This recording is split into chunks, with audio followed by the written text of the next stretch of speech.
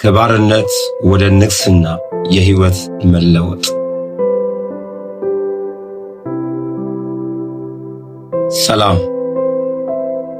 ሰላምና ጤና ለእናንተ ይሁን። የዶፍሚክ ቻናል ቤተሰቦች ዛሬ በህይወታችሁ ውስጥ ያለውን ማንኛውንም የጠላት ሴራ ወደ ታላቅ ድልና በረከት የሚቀይር ሌላ አስደናቂ የመጽሐፍ ቅዱስ ታሪክ ይዘንላችሁ ቀርበናል። ለመሆኑ ጠላቶቻችሁ ሊያጠፏችሁ ጉድጓድ እየቆፈረባችሁ ወይም አቅም አጥታችሁ ፍርሃት ውስጥ ሆናችሁ ያውቃል? ዛሬ የምንመለከተው ታሪክ ወላጅ አልባ የነበረች በስደት ምድር በባርነት ትኖር የነበረች ነገር ግን እግዚአብሔር በአንድ ሌሊት ታሪኳን ቀይሮ የፋርስ መንግስት እመቤት ያደረጋትን የቅድስትን አስቴርን ታሪክ ነው። መጽሐፍ ቅዱስ በመዝሙር 34 ቁጥር 19 ላይ እንዲህ ይላል፣ የጻድቅ መከራው ብዙ ነው፣ እግዚአብሔርም ከሁሉ ያድነዋል። የአስቴር ሕይወት በታላቅ መከራ ቢጀምርም ፍጻሜው ግን በታላቅ መለኮታዊ ክብርና ድል ደምቋል። ይህ እንዴት ሊሆን ቻለ? አብራችሁን ቆዩ። ወላጅ አልባነት፣ ስደትና መለኮታዊው መረጣ።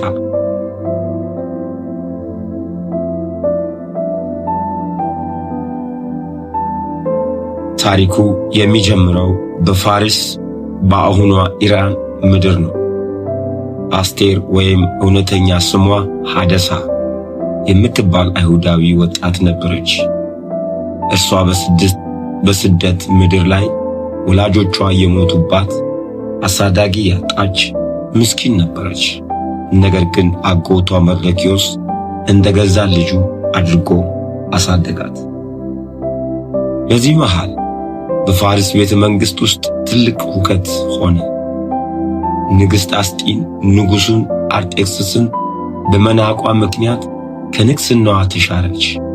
ንጉሡም በአገሪቱ ያሉትን ቆነጃጅት ሁሉ ሰብስቦ አዲስ ንግሥት እንዲመርጡ አዘዘ። አስቴር ምንም እንኳን ቤተሰብ የሌላት ስደተኛ ብትሆንም እግዚአብሔር ግን ሞገስን አጎናጸፋት። በመጽሐፈ አስቴር ምዕራፍ 2 ቁጥር 17 ላይ እንዲህ ይላል፣ ንጉሡም አስቴርን ከሴቶች ሁሉ ይልቅ ወደዳት፣ በፊቱም ከቆነጃጅት ሁሉ ይልቅ ሞገስንና ባለሟልትነት አገኘች። የንግሥናውንም ዘውድ በራሷ ላይ ጭኖ በአስጢን ፋንታ አነገሳት። ወገኖቼ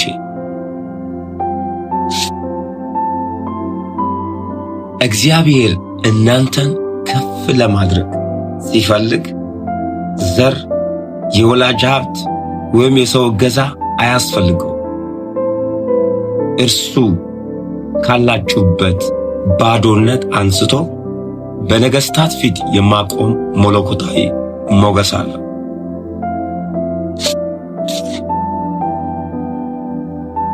ሁለተኛ፣ የጠላት ሴራና የጾም ጸሎት ኃይል። ነገር ግን ድል ያለ ፈተና አይመጣም። በቤተ መንግሥቱ ውስጥ ሃማ የተባለ ትዕቢተኛና ክፉ ሚኒስተር ነበረ። እርሱ አይሁዳውያንን በሙሉ ለመጨፍጨፍና መርዶክዮስን በፈጠረው ስቅላት ላይ ለመስቀል አዋጅ አስወጣ። የአይሁድ ሕዝብ በሙሉ በለቅሶና በጭንቀት ተዋጠ። መርዶክዮስ ወደ አስቴር መልእክት ልኮ ለሕዝብሽ በንጉሡ ፊት ማልጂ አላት። ወደ ንጉሡ አደባባይ ያለ ጥሪ መግባት ግን ሞትን የሚያስፈርድ የፋርስ ሕግ ነበር። አስቴር ግን በፍርሃት አልተሸሸገችም። ሕዝቡን በሙሉ ሰብስባ እንዲጾሙና እንዲጸልዩ አዘዘች።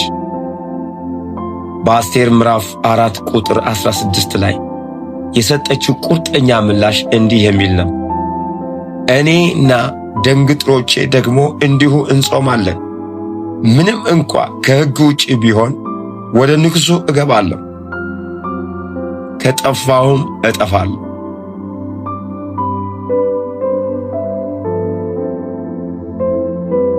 ወንድሞቼና እህቶቼ በሕይወታችሁ ላይ የሞት አዋጅ ሲታወጅ፣ ጠላት ሊያጠፋችሁ ሲዝት የሚቀለብሰው በሰማያዊ ኃይል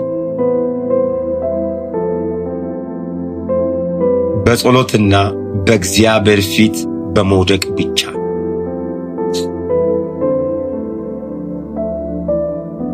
ሶስተኛ መለኮታዊ መለወጥ the divine reversal።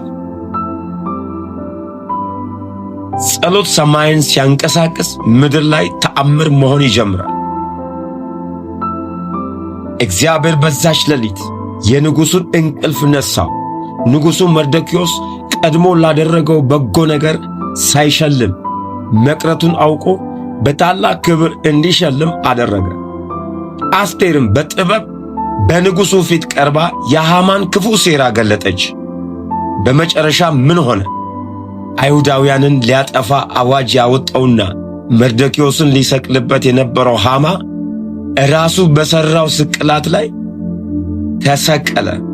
መርዶክዮስ የሐማን ሥልጣን ወረሰ። አይሁዳውያንም ከሞት አምልጠው ታላቅ የደስታና የድል ቀን ሆነላቸው። ሐዋርያው ቅዱስ ጳውሎስ በሮሜ ምዕራፍ 8 ቁጥር 31 ላይ እንዳለው እግዚአብሔር ከእኛ ጋር ከሆነ ማን ይቃወመናል? ጠላት ላንተ ያዘጋጀውን ጉድጓድ እግዚአብሔር መልሶ የጠላት መውደቂያ ያደርገዋል። አስቴርን ከባርነት ወደ ንግሥና፣ ሕዝቧን ደግሞ ከሞት አዋጅ ወደ ታላቅ ነጻነት መለሳቸው።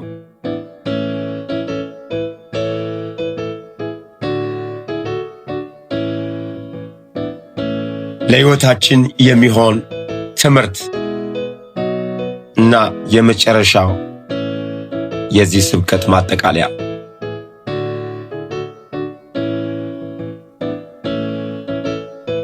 ውድ የዶፍሚክ ቻናል ቤተሰቦች ከቅድስት አስቴር ታሪክ የምንማረው ታላቁም ነገር ምንድነው?